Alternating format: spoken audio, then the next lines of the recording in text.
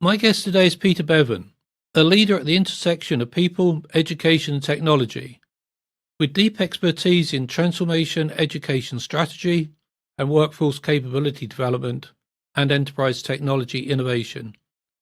Peter has built a career unlocking organizational value through bold capability transformations. He spent nearly 2 decades as director at one of Australia's top-ranked graduate schools of business, and has led major capability uplift programs for the Department of Defence and some of Australia's largest corporations. He's also spearheaded the university's professional education and micro-credentialing strategy, shaping new models for skills-based workforce transformation. From leading large-scale public sector transformation programs to founding successful technology ventures, Peter's work continues to help organizations and leaders reimagine the future of work. That point where capability, technology and innovation meet. Welcome, Peter. Thanks, Richard. It's great to be here with you. So, Peter, you clearly have been there, done it, got the scars to show for it, got a few badges along the line. So, how can organizations today ensure that their people and the way they develop their people is not treated as an afterthought, but is fully integrated into a strategic approach and a transformation program? Yeah, it's a really good question, Richard. And I think the foundation of it is this notion of value. What does value mean? So if you think about the creation of value in an organization, from a transformational point of view, you've really only got two dimensions to that: people and technology, and the intersection of both. So the notion of people capability has to be at the center of that. Uh, and part of it is a bit of a legacy problem that we have across all sectors. It's not particular in one sector over another, for example, public sector versus construction or defence or whatever. It's the notion of the role of education, upskilling, reskilling to be at the forefront of value creation through the whole transformational journey. And that really means that it requires a different mindset than what I would sometimes unkindly call traditional L&D type efforts. Keeping in mind that the rough rule of thumb is that about 50% of corporate training expenditure is wasted. And I don't think there's any coincidence in the same fact that majority of projects fail. So there is this really close alignment between the capability of the people and the success of projects in its performance, and whatever that might mean for the organisation. So if I was to look at it in a fundamental way, for me, it's really about treating capability development as a strategic design input, not a training output. So if you take that sort of mindset and actually design it right up front about what are the skills, the knowledge, the competencies needed across our team to drive and make transformational projects and programs successful, you actually start to have very different conversations. And that means designing it up front and then managing it accordingly. So that creates a real challenge for a lot of organisations where on one hand you've got, typically the PMO being responsible for achievement of outcomes of project investments, but you've got HR actually driving the people capability agenda. So if there's a disconnect there, there's going to be a problem. So the more we can bring that together, the more we can consider that in terms of strategic design right up front, and creating and co-designing solutions to really have people enabled to actually deliver the value that's needed. I mean, that's fascinating, Peter. And I'm quite intrigued by your view that value is created by the combination of the people and the technology. And from what you say, I think you're suggesting that the people lead and the technology supports. But how do you do that today? Yeah, I mean, 18 months ago, AI wasn't known to the majority of us. Yeah, now AI is everywhere. So if I was developing a strategy 2 years ago of developing the people within my organization, AI would not have been on the agenda, I don't think. Okay, there's some bright people who work for me. They may have been putting AI on the agenda, and I'll be asking, what do you mean by that? So how do you equip the workforce for the future without knowing where the future may be? How do you overcome that problem? It is very much a two-edged sword, isn't it? On one hand, it does require a really keen foresighting ability about what is emerging. Mm, You must have knowledge of that. It's no point waiting till it gets into the press 2 years, 3 years down the track, because your competitive advantage that you might have, and the competitive differentiation, more importantly, from that of other like firms, is quickly being eroded. So that foresighting ability and getting insights about what is on the horizon, not just today but tomorrow, is the first aspect. But secondly, it's also taking a mindset of how to consider I suppose, the ecosystem or the system in which you're operating. So one of the real key capabilities that's been highlighted more than anything else since the advent and the start of the AI journey is that of systems thinking.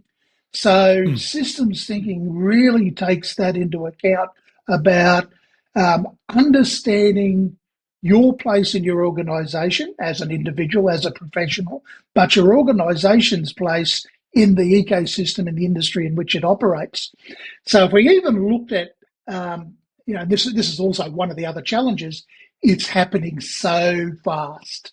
It's happening not just at a static pace, it's getting faster and faster. So the old Moore's law is being thrown out quickly and being reinvented. So if you look back even probably 2 years ago, AI was all about automation. mm, How do you use AI to streamline process, automate process, just take waste out of the things we do? That's quickly flipped. Now it's about AI augmentation. How does AI become an enabler to redefine what the roles are for people in the organisation? So, and that has a whole heap of different meanings. It has different implications and different consequences for organisations depending on where the organisation plays and operates. But this augmentation notion is really fundamental. So it's not any longer, even 2 years into it, just tinkering at the edges to make automation better, more efficient. Yes, you can get value for that. But where the real value comes is, how do you radically reinvent your business? Some roles will disappear, and they are disappearing. Like, I wouldn't send my kids to university to do a coding program today. That's a commodity, and that's a challenge for the profession.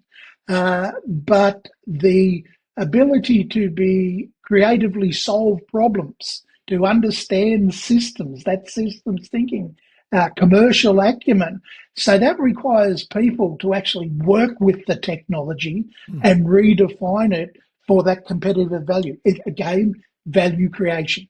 What's the value proposition that each of us have in the workforce that's actually going to make a difference? And the problem and the challenge for organisations today is that if they're only just starting to ask those questions, they're probably too late. They're going to be in catch up for a long time. So this speed is a real challenge, and it will be firm destroying for some, but it will be value creating for others. So the role of leadership and culture And the culture of being willing to adopt AI practices and technologies in a way that is ethical and has trust implications for you is absolutely vital. So knowing what the rules of the game are, what's permissible, because you still have to manage risk. So don't go and invent stuff on your corporate data. That's the worst thing you can do, but there's ways to handle it so it reduces those risks. So the role of leadership and the corporate culture that comes to play is absolutely vital here. So if the leaders are absent, the organisation is going to really struggle. So, Peter, you paint quite a scary picture for someone who runs a small organisation. So, what's your top 3 tips to leaders? Bearing in mind all these things that are going on, and they're the people that are supposed to provide some direction and guidance. What are the top 3 things that you would suggest leaders ought to be thinking about today? I think it's really interesting is that I actually put leadership hand in glove with the whole notion of innovation. Is to a large extent, leaders have to be the champions of innovation in their organisation. It can't be something that's any longer just passed out to the organisation as terms of who's the responsible officer here. It is the leaders of the organisation. And that one of the reasons I think that in itself, which is a challenge, is that innovation is the enabler of agility. You can't have an agile organisation unless you've got the leadership in the position, they're sending the right messages, and you've got the supporting culture to drive it on through. So where I see the big challenges, particularly in service firms, not exclusively so though, is that the small firms that in their DNA have had to be more agile, rather than just talk about being agile, are going to win. I wouldn't be having shares in major multinational consulting companies anymore. I think they're going to be the number one challenged sector that's going to be facing a whole range of issues that were already starting to be shaped out. They're turning to AI to be able to provide what would otherwise be undertaken by graduates, but the ability as an organisation to reshape what it means to be agile, be able to move quickly, be highly innovative, that's your number one from your leader. That messaging and that enablement has to come down. Really, I suppose sitting hand in glove with that is reinforcing this notion of collaborative problem solving. And AI has a particular role in that in its own right, but it's right to the ground floor. And if you think about collaborative problem solving, that not coincidentally also involves customers. So when you start to think about the role of design, innovation, and agility, it all comes to play now in a much more focused way than it was 18 months, 2 years away, 2 years ago. So that is the key. The other key role of leadership is that of enablement. So if it's not going to support the organisation, particularly in capability building, so that they are equipped to deal with this brave new world and the opportunities that are afforded in it, they're really doing a disservice to their own organisation. So that enablement, go back to that McKinsey data that shows 50% of training investment is wasted. That's a lot of investment going down the drain. So how do you be smarter about that? How do you say it's actually all right to go try things and maybe not be successful or fail, but we've got to try it. We've got to find out what works that we can embed as part of the DNA of our organisation. So those aspects sitting hand in glove with the change in culture and the enablement culture that's needed, that's the primary role in this world that leadership has to bring to bear here. But isn't there a contradiction there, Peter? You talk about we need to be agile and we need to be innovative, but at the same time you're talking about don't focus on what's working. You don't have time to sort of focus on the stuff that isn't doing too well, because that's going to detract you from your major enterprise. So how do you combine that? We're going to innovate, bring something to market, give it time to see whether it works, but at the same time, let's not throw dollars at something that isn't working. That's a huge dichotomy for me. Look, it is, but it's not a new challenge. It's always been something where innovation has been seen almost like marketing. When things get tough, they're the first things that get cut. I was doing work for one of our big state health organisations here. As I just finished a piece of work about designing up their digital innovation strategy across their 80,000 odd workforce. And when COVID hit, that was a little challenge in its own right. The first thing they did was to say innovation is no longer important. We have to look after the bread and butter. We'll focus on that. Now, that's understandable on one hand, but it's very, very short-sighted. And quite frankly, I think it'll take them a decade to make up the lost ground as a result of that short-sightedness. So it is a balancing act. So one of the ways to think that through is really rethinking what does it mean about getting a better ROI for our capability uplift programs. So, they've still got too many organisations where the success of a training program was the food good and it was at a nice location. Well, that doesn't cut it anymore. And even just to focus on longitudinal type changes, impact, which is the old we call the Kirkpatrick model of impact, just doesn't go far enough anymore. So one of the things I try to encourage organisations to do is to actually, in the same way they make or should make investment into projects and programs, using and having it been driven by a benefits realisation strategy, do exactly the same thing for your capability programs.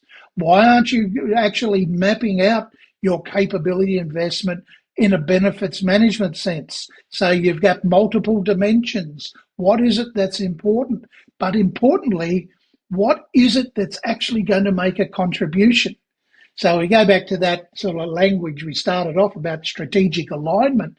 And I actually hate that term because for me, it's far better to actually be able to demonstrate strategic contribution than to make stuff up that justifies alignment. It's pretty easy to justify alignment.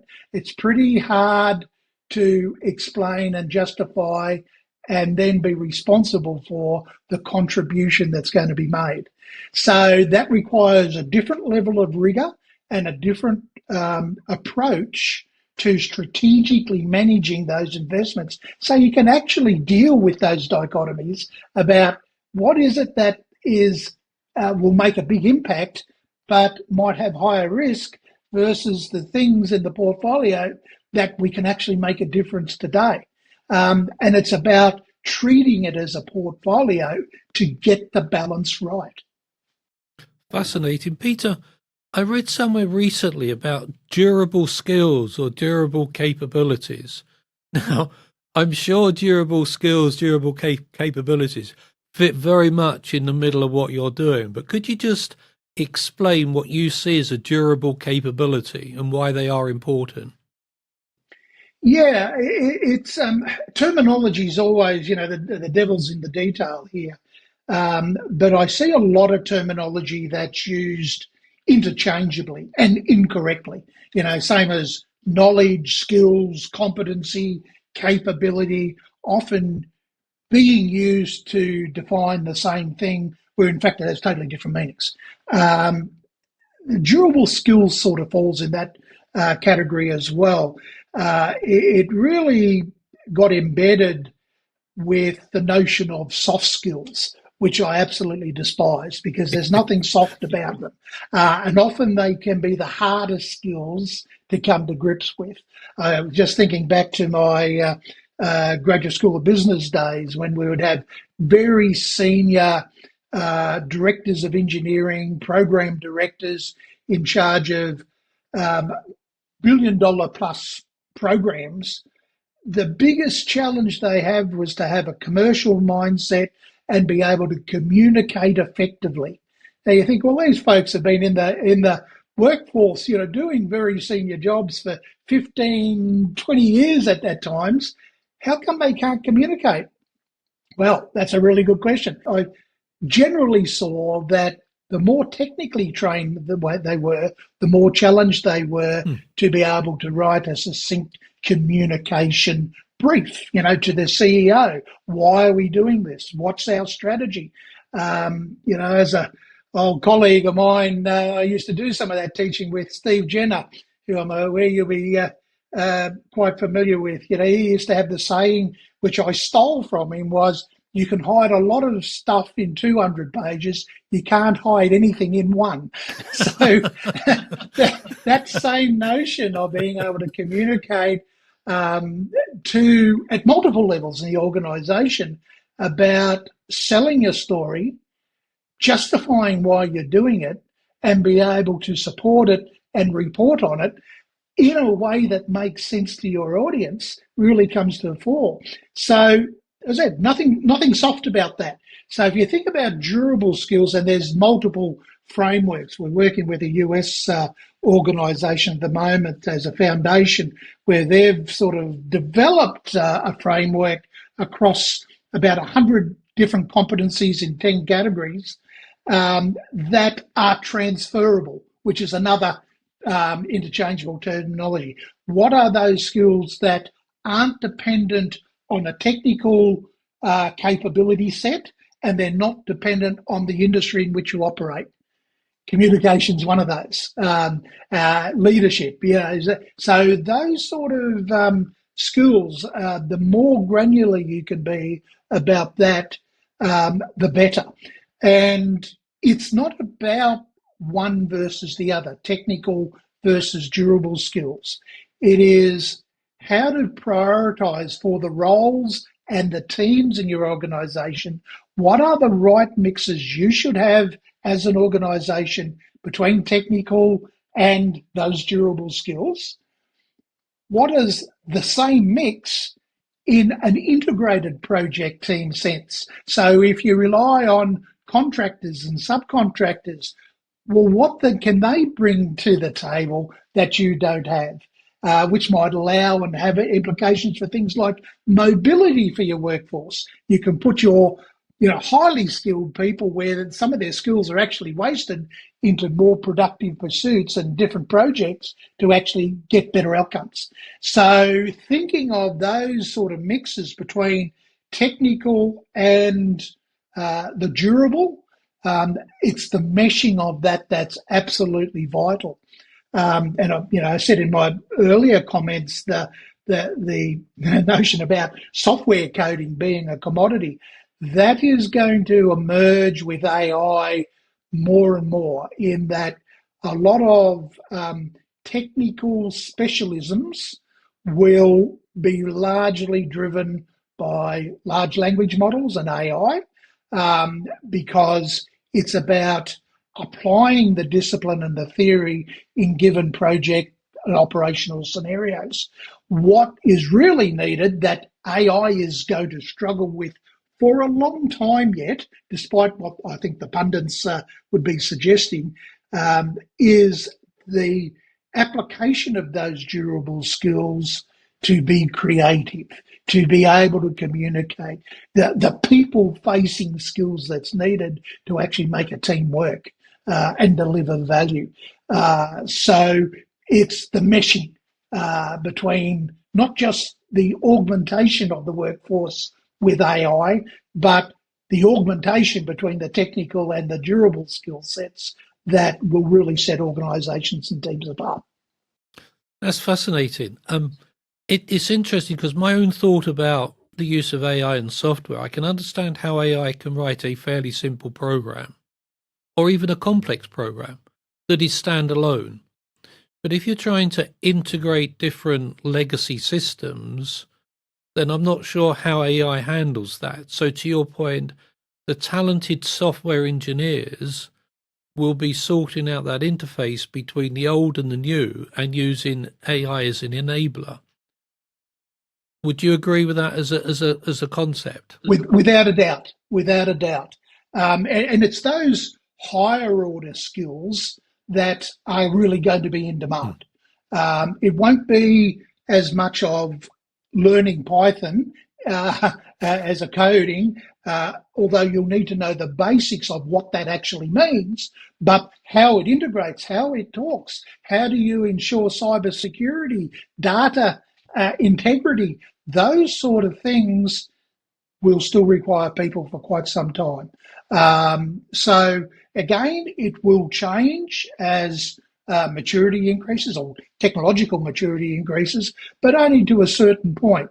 But even when you do some of that basic software in systems engineering type coding that AI can do, platforms like Lovable, great. I'll use it myself to develop all these weird and wonderful little apps, but you'd never turn it on without having a software engineer go and debug it.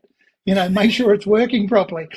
So you're not divorced because, if it goes down, you're in a world of pain. So you still need it, but the input and the mix of that is a different mix. But yeah, you're absolutely right. So coming back to your earlier comments and your career to date, transformation initiatives. Now, I think transformation initiatives are like projects. Most of them fail. We know why projects fail. We know why projects fail for 50 years, but we've done nothing about it. There's lots of reasons. So why do transformation projects fail? Why do transformation initiatives, which are so important to the success of organizations, why do we continue to get it so wrong? It's a really interesting thing for me, in terms of dynamics. For me, a transformation project is a project, and the notion of, and I know a lot of my old CIO colleagues will vehemently disagree with me here, but I actually don't think there's any such thing as digital transformation. There's just transformation. And they happen to use and rely on technology to greater and lesser extents. So it's just an enabler. In terms of the failure rate, one of my observations, in fact, I was talking about this to a large government department only a couple of weeks ago, is that we have people in charge of a transformation office that are effectively procurement folks who are looking at saving money by reducing waste and I wouldn't say cutting corners, but doing things in a simplistic way in procurement and trying to manage a transformation accordingly. And when it becomes the change agenda requiring people just expecting HR to come in and fix it, they're the ones I see fall over repeatedly and often. So, it goes back to the earlier comment about the cornerstone of transformation has to be people. So design it in up front and treat it like a project. If your transformation, whatever it is and to whatever extent, can't be justified under a benefits management framework, because after all, what are benefits? It's the reason you're investing in a project, Nothing more, nothing less. So if there's no reason to do a transformation, that's called change for change's sake. That just tends to upset people, but keeps a lot of other people internally, organisation and consultants employed. I'm not a big fan, as you would take away. So really get out of that change for change sake and actually treat transformation as a rigorous project exercise where the cornerstone of it is your people capability and enabling them to be successful. Peter, fascinating. Many thanks for finding the time to talk to me. It's been a really, really interesting conversation. And I'm sure we're going to see lots of innovation over the next few years. And hopefully we have the opportunity of doing this again sometime. Thank you very much. Terrific. I really enjoyed it. Thanks very much, Richard. All the best. Thank you.